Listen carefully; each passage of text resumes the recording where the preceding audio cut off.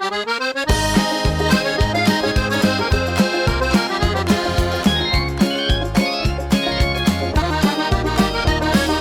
my little Honda 50, she's rapid and she's nifty. She'll get you away from the guards any day. Oh, my little Honda 50, she's rapid.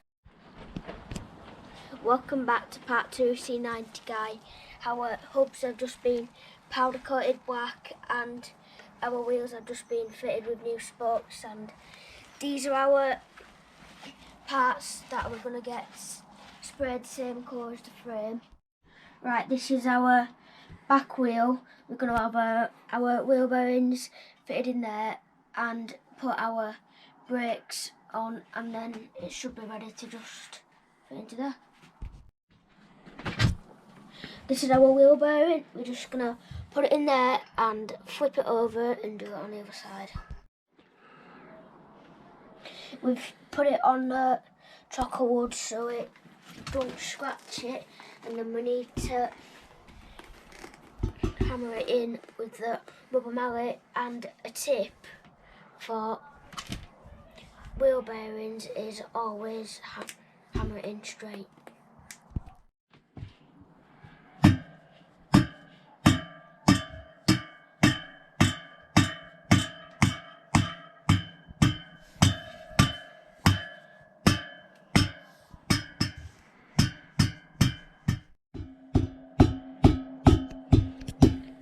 That bearing is all the way home now because it's installed.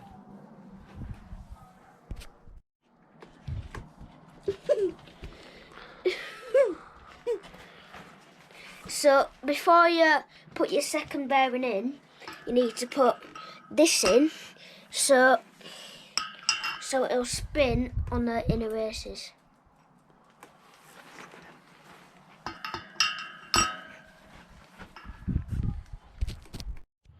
I'm just going to set this new bearing straight and then tap it in straight.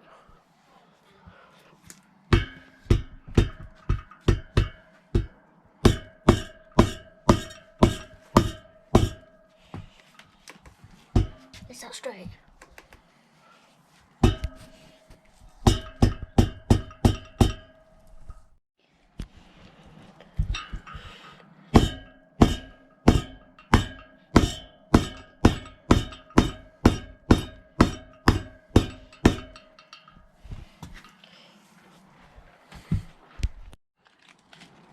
This is the front wheel. We're just going to put our new bearings in the front wheel and get it straight.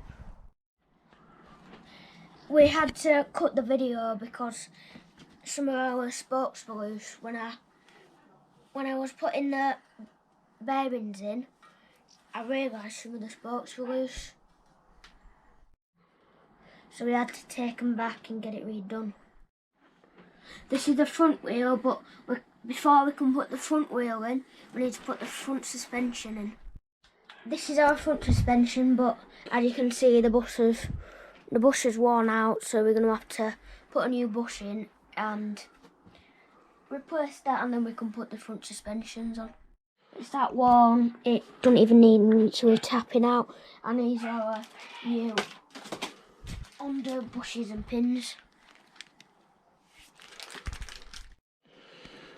This is our little bearing tool, so what I'm going to do is put the bearing tool there and just knock it through with the hammer.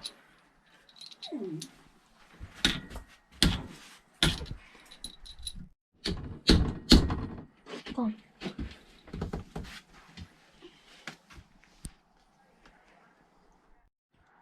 This is the old bush that we just knocked out, and this is our new one that we're just going to knock in.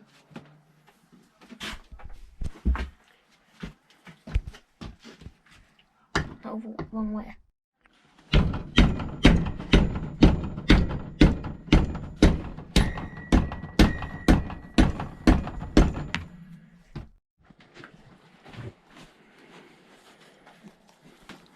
Here's our new pin, which we are going to put under here and just knock it in so it doesn't knock the bush back out.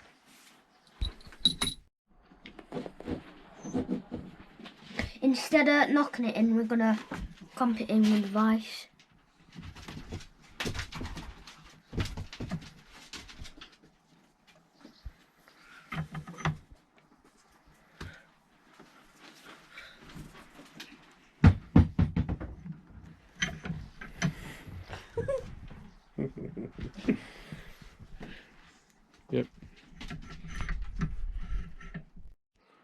This is our bush and pin now completed and installed.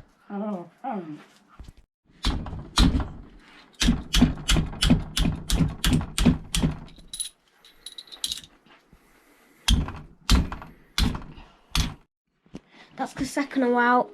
That's the second one out, but it's not. But it's way tighter because it's not as worn. We're just winding the second one in now, as you can see. Straight.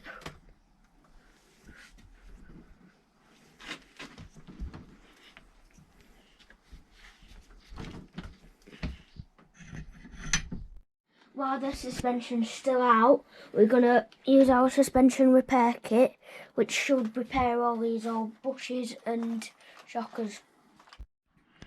Because these have been in there that long, we can't do it with a normal screwdriver,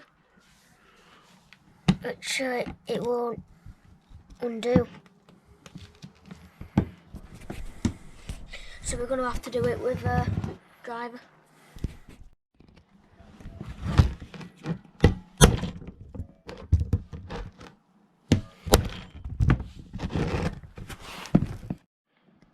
Now it's cracked up with the impact driver, so I can now unscrew it.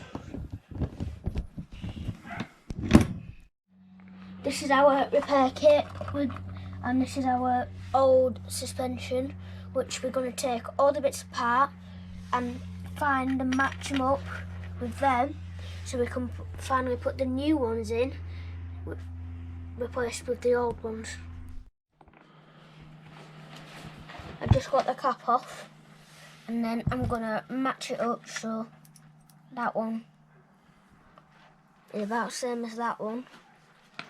So we will put that on there shortly. So I've got a bearing punch that fits in a bush, and I'm just gonna tap this out.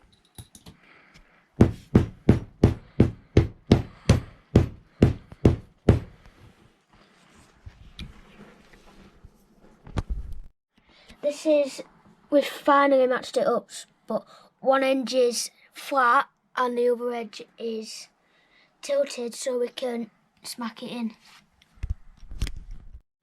We've lined it up instead of tapping it in with a vice, so we can just push it in with the vice again.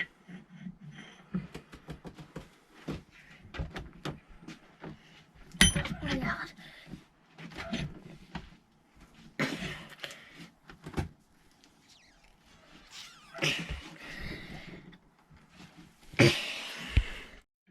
We've took the lower bush out, but we're just going to wind it back in now.